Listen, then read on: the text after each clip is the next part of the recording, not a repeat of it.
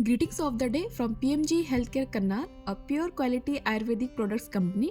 तो दोस्तों, आइए हम बात करते हैं अस्थमा क्या है और यह किन कारणों से होता है, और आप हमारे पीएमजी के आयुर्वेदिक मेडिसिन अस्त केयर से अस्थमा को कैसे ठीक कर सकते हैं।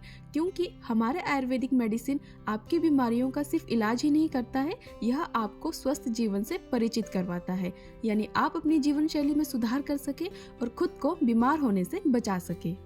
अस्थमा यानी कि छाती में जकड़न, सांस लेते और छोड़ते समय सीटी जैसी आवाज आना और कफ का बार बार आना।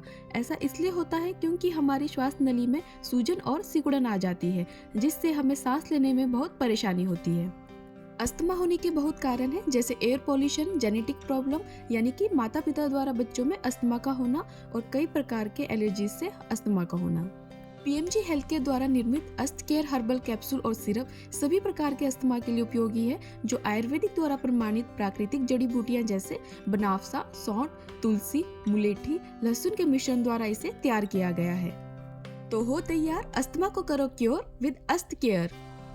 हमारे प्रोडक्ट की अधिक जानकारी के लिए आप हमारे कस्टमर केयर नंबर पर कॉल कर सकते हैं और स्क्रीन पर दिखाए गए हमारे सोशल मीडिया साइट्स को फॉलो कर सकते हैं।